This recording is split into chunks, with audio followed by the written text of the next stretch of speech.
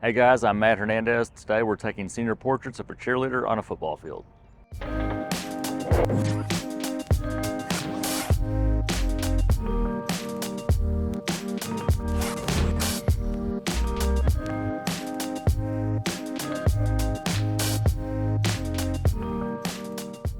So we're in pretty harsh lighting conditions today, really is as harsh as it gets. It's 9:30 in the morning, there's no clouds, blue sky on a football field. So in this kind of situation, a lot of people, if you just shot natural light, you would have a really hard time here. So you got to be able to light with off-camera flash, which is why we have our FJ400s. So for this first shot, it's a little bit more unique. This is specifically requested by the client.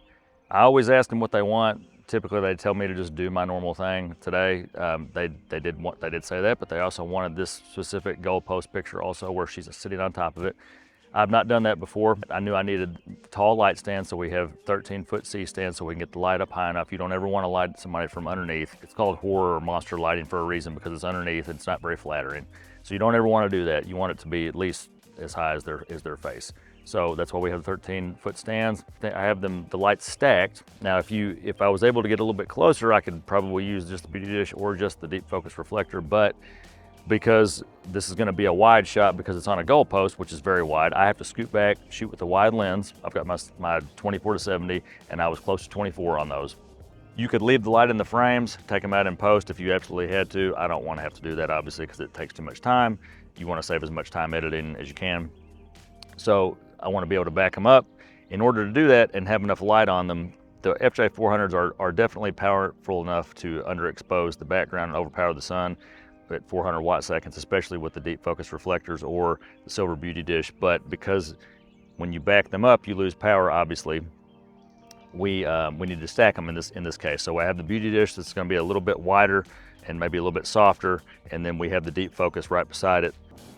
So we don't have a whole lot of wind. There is a little bit, but you always need to be as safe as possible, especially when you're working with anybody. But I always want to keep my athletes safe, and sometimes the shots with them might be a little bit more risky, or you might have action involved, and therefore, you just want to make sure that they always feel safe, that you're always safe too, and everybody around involved in the shoot.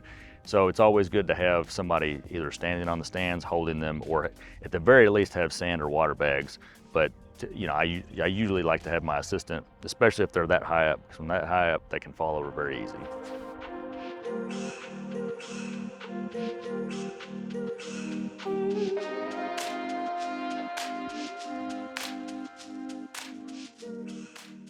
Okay, so when I put her down on the bleachers, I wanted to do some in the stands. The problem is the sun's on the opposite side of the stadium.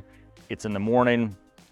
It was way too bright. Metal bleachers like that, it's just too hard for them not to squint. I mean, you're not gonna get real expressions because they just can't relax their face enough because it's too bright. So we came under the stands.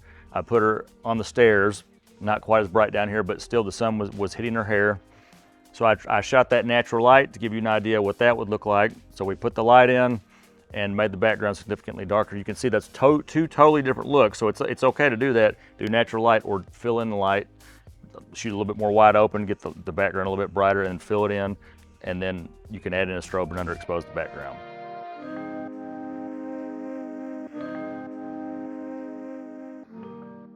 I shot that wide. I shot some where I stood her up against the rail. I shot that wide, and then I zoomed in also and took an angle to get a couple different looks right there. And then we took her on to the ramp. And I did something similar there. Now I forgot to add, I did add diffusion onto my beauty dish with these for the portraits, because that's a little bit softer light. It's gonna be a little bit more pleasing, make it a little bit more pretty, a little bit more forgiving on the skin, which is what girls want, obviously.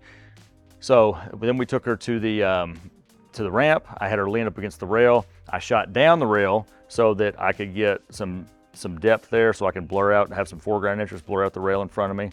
Shoot down, I had her lean up against it. I did smile, did serious. We did a couple different looks vertically and horizontally with the light as a fill, so the background was a little bit more overexposed and everything's a little bit less contrasty and it's a little more even on the skin.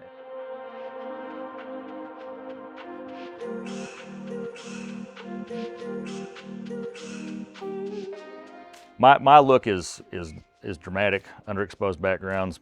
That's kind of what I'm known for, my dark, moody skies in athletic pictures. So I had a client that came in for senior pictures, it was a girl. She played in the band, and I, for some reason, had it in my head that every girl wanted it to be light and soft and, you know, even on the face and, you know, not many shadows, that kind of thing. So I shot everything wide open and pretty much filled it all in. The pictures looked great, but they weren't 100% happy because I didn't give her a lot of dark, underexposed background dramatic sky pictures. So now I just do both, and that alleviates the problem. I shoot both ways, that way they get two totally different looks, and I've got all my bases covered. Thanks so much for watching, guys. Please let us know in the comments below which photos you like the best and which style you like the best.